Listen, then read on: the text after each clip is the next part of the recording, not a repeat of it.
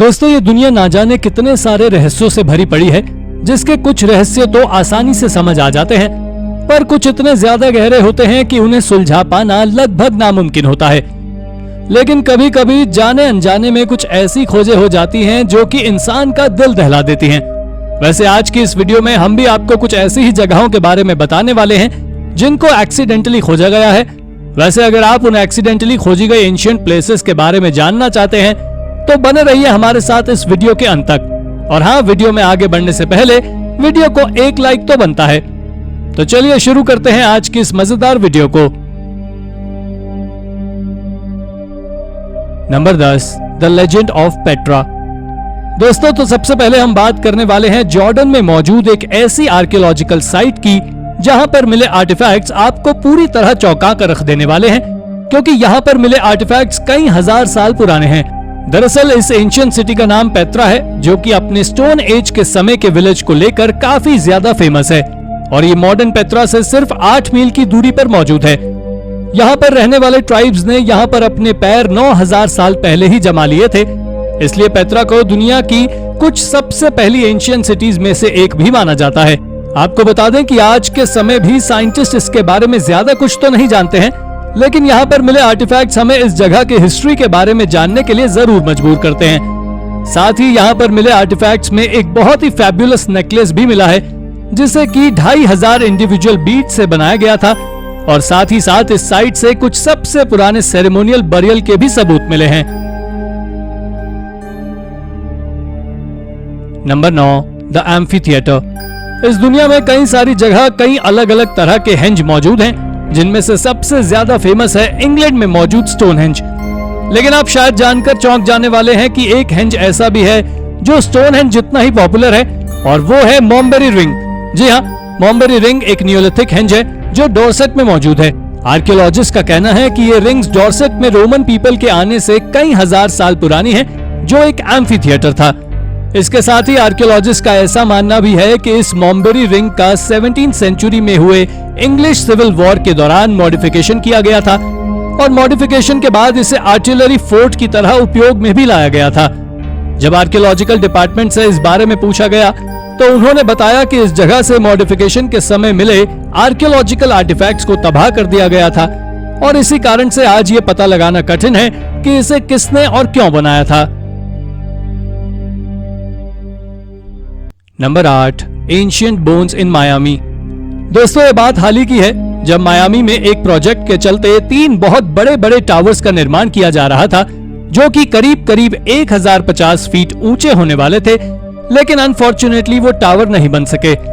इसके पीछे का कारण है कि जब वहां पर उन टावर की नींव को खोदा जा रहा था तो वर्कर्स को वहां से कुछ हड्डियां मिली, लेकिन जब आर्कियोलॉजिस्ट ने उनकी जांच की तो पता चला कि यहाँ आज से 7000 साल पहले पूरा एक सिविलाइजेशन रहा करता था। यूनिवर्सिटी ऑफ मायामी के महान आर्कियोलॉजिस्ट विलियम पास्टल का कहना है कि ये वही समय था जब मेसोपोटामिया की पहली सिटी को बनाया जा रहा था, लेकिन ये लोग यहाँ पहले से रह रहे थे, और ये बात थोड़ी ज्यादा हैरान कर देने वाली है। पर कुछ आर्कियोलॉजिस्ट का मानना है कि यहाँ से जो रिमेन्स मिले हैं वो सिर्फ एक सेरेमोनियल रिचुअल के चलते यहाँ लाए गए थे, लेकिन सच्चाई क्या है ये किसी को नहीं पता। Number 7, the city of the monkey God. अब हम आपको जिस सिटी के बारे में बताने वाले हैं उसे व्हाइट सिटी के नाम से जाना जाता है, और कहा जाता है कि ये व्हाइट सिटी होंडुरास के घने जंगलों के बीच में है, और वहां के लोग एक मंकी गॉड की पूजा करते हैं, या कहें तो भगवान हनुमान की पूजा करते हैं। पर जब ये सारी बातें आर्कियोलॉजिस्ट ने सुनी तो उन्होंने इस जंगल को एक्सप्लोर करने का सोचा, और साल 2015 में थियोडोर मॉड ने वहां से कई सारे आर्टिफैक्ट्स और एक एंशिएंट सिटी के रिमेन्स को खोजा था। इस एंशिएंट सिटी के बारे में एक और किंवदंती है कि ये इस जंगल में कहीं एक बहुत विशाल स्टैचू मौजूद है, जो कि एक मंकी गॉड को डेडिकेटेड है। हालांकि अब तक आर्कियोलॉजिस्ट को वो मंकी गॉड को डेडिकेटेड स्टैचू तो नहीं मिला, लेकिन उसके अलावा इन्हें कई सारे आर्टिफैक्ट्स जरूर मिले हैं। Number 6, accidental tomb. इस खोज को इजिप्शियन आर्कियोलॉजिस्ट ने अंजाम दिया है। दरअसल उन्होंने वहां से 300 रॉक कट टूम्ब्स को खोजा है, लेकिन शायद आप जानकर चौंक जाने वाले हैं कि इसकी खोज एक एक्सीडेंट के चलते हुई थी। दरअसल एआई हामिदियाई नेक्रोपोलिस में जब सुहाग के पास अचानक से इजिप्टोलॉजिस्ट ने कुछ ऑब्जर्व किया और फिर उसका एक्सकेवेशन किया तो उन्हें वहां से 300 रॉक कट टूम्स मिली। जब इन टूम्स की कार्बन डेटिंग की गई तो पता चला कि ये आज से करीब 4000 साल से भी ज्यादा पुरानी है। इन ग्रेव से आर्कियोलॉजिस्ट को कुछ खास चीजें तो नहीं मिली है, जिस कारण से आर्कियोलॉजिस्ट का मानना है कि ये टूम साधारण लोगों की है। साथ ही इनमें से कुछ तो 2x2 के होल के बराबर ही है, जो बहुत ज्यादा अजीब है। Number 5, the Ridgeway Hill Viking burial pit. यह बात सितंबर 2008 की है, जब ऑक्सफोर्ड यूनिवर्सिटी के आर्कियोलॉजिस्ट को इंग्लैंड में चल रहे एक रोड प्रोजेक्ट में मदद करने के लिए बुलाया गया था और यह प्रोजेक्ट करीब $100 मिलियन का था। लेकिन शुरुआत से ही यह प्रोजेक्ट कंट्रोवर्सी से घिरा रहा। सबसे पहले तो इसे जिस एरिया में बनाया जा रहा था वो एरिया नेचुरल ब्यूटी के अंडर में आता था। जैसे तैसे कर ये नेचुरल ब्यूटी वाली प्रॉब्लम तो सॉल्व हो गई, लेकिन फिर एक नई कहानी शुरू हुई और वो थे वहां से एक्सकेवेशन के दौरान मिले कई सारे स्केलेटन। जब इनकी जांच की गई तो पता चला कि ये 54 स्केलेटन्स वाइकिंग एरा के समय के हैं और ये 1000 साल पहले हुए एंग्लो सैक्सन वॉर के कारण मारे गए थे, जिसको आज के समय the Ridgeway Hill Viking burial pit नाम से जाना जाता है और ये इंग्लैंड की सबसे फेमस जगहों में से एक है। Number 4, unimaginable treasure. तो दोस्तों, अब हम आपको ऐसे एंशिएंट आर्टिफैक्ट से रूबरू कराने वाले हैं जो सच में काफी ज्यादा चौंका देने वाले हैं और इसके बारे में कहा जाता है कि ये आर्टिफैक्ट्स काफी ज्यादा मिस्टीरियस हैं। हैरानी की बात तो ये है कि इन आर्टिफैक्ट्स में किसी आर्कियोलॉजिस्ट का कोई हाथ नहीं है, बल्कि इन्हें मेट्रो नेटवर्क के कंस्ट्रक्शन के दौरान थेसलोनिकी की स्ट्रीट्स के नीचे से अप्रैल 2019 में खोजा गया था। इसके साथ ही यहाँ से एक एंशिएंट ग्रीक गॉडेस का स्टैचू भी निकला था, जिन्हें एफ्रोडाइट कहा जाता है, और इसके साथ साथ यहाँ पर रिंग्स, गोल्ड रेट्स और अनेकों पॉटरी के पीसेस भी मिले हैं। और तो और इसके बाद यहाँ पर मेट्रो का काम रोककर पूरे आर्टिफैक्ट्स को सही सलामत बाहर निकाला गया, तो यहाँ से एक एंशिएंट रोड भी मिली जो इस बात की ओर इशारा करती है कि कभी ये सिटी एक ट्रेडिंग का हब हुआ करती थी। नंबर 3, बैनवेल वॉल केव।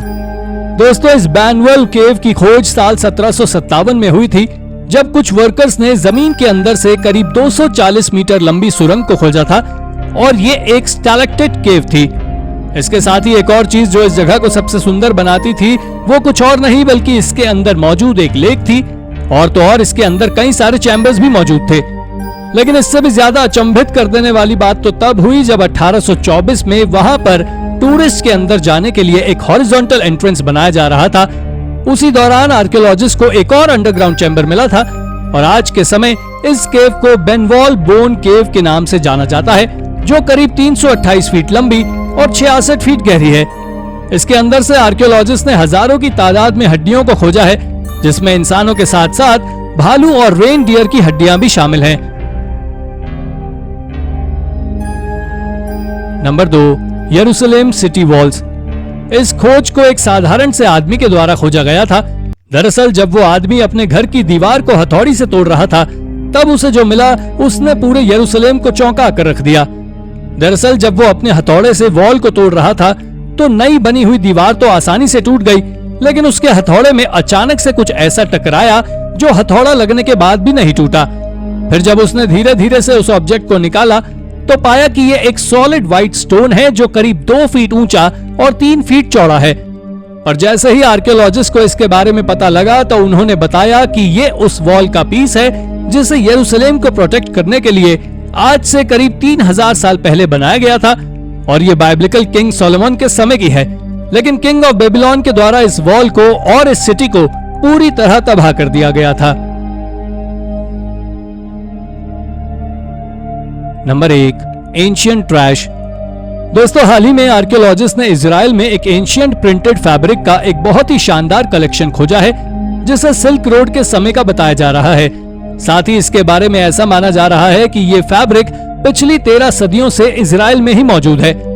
पर शायद आपको ये बात जानकर हैरानी होगी कि इसको इजराइल के गार्बेज डंप में से खोजा गया था, लेकिन जिस गार्बेज डंप से इसे खोजा गया है वहां से एक समय पर सिल्क रोड के द्वारा एशिया और यूरोप के बीच सामान का आयात निर्यात होता था। जब इस फैब्रिक पर आर्कियोलॉजिस्ट ने जांच की तो उन्होंने पाया कि ये फैब्रिक अर्ली इस्लामिक पीरियड के समय का है, जो कि चाइना या फिर इंडिया से लाया गया था, क्योंकि उस समय चाइना और इंडिया से ही ज्यादातर सामान का आयात निर्यात किया जाता था।